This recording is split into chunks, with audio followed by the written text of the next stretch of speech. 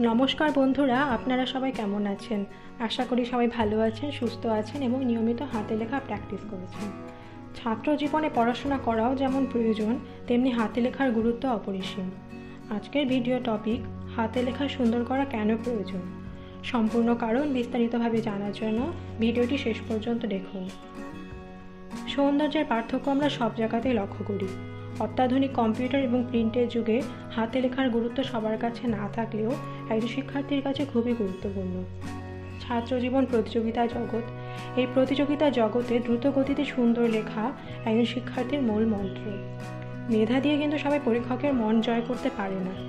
এক্ষেত্রে একটি বাস্তব উদাহরণ দিচ্ছি, এতে আপনাদের বুঝতে আরও সহজ হবে। শিক্ষার্থী যখন পরীক্ষার খাতায় লেখে এবং তার উত্তরপত্র পরীক্ষক দেখেন, তখন শিক্ষার্থীর কিন্তু কোনো পূর্ব পরিচয় থাকে না। বোর্ড এক্সামের ক্ষেত্রে শিক্ষার্থীর একমাত্র পরিচয় রোল নাম্বার, রেজিস্ট্রেশন নাম্বার।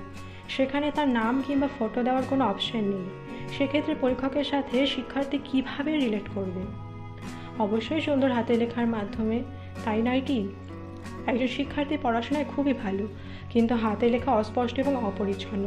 সেই কারণে সে পরীক্ষার খাতায় প্রশ্নের উত্তর যথাযথ লিখলেও হাতের লেখার জন্য আউট অফ 5 মার্কস সে পেল 2.5 কিংবা 3, যেখানে সুন্দর করে লিখলে সে পেতে পারত অনায়াসে 4 নম্বর।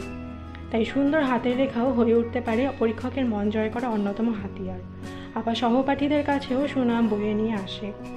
লেখাকে অনেকে শিল্প কিংবা আর্ট হিসাবে নিয়েও লেখায় পরিবর্তন আনতে চেষ্টা করে।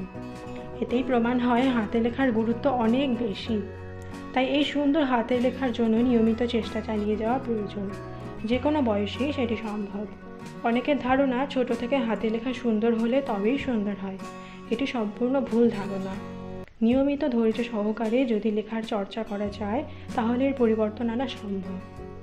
তাই সবার কাছে অনুরোধ, হাতে লেখা সুন্দর করুন এবং অন্যদের উৎসাহিত করুন। প্রতিযোগিতামুখর ছাত্রজীবনকে সামনের দিকে এগিয়ে নিয়ে যেতে খুবই সাহায্য করবে। আজকের ভিডিওটি এই পর্যন্তই। আশা করি বন্ধুরা আপনারা এই বিষয়ে সহমত হবেন এবং আপনাদের মূল্যবান মতামত কমেন্ট বক্সে জানাবেন।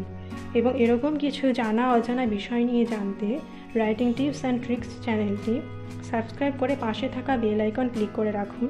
এবং যারা অলরেডি ক্লিক করেছেন তাদেরকে জানাই অসংখ্য ধন্যবাদ।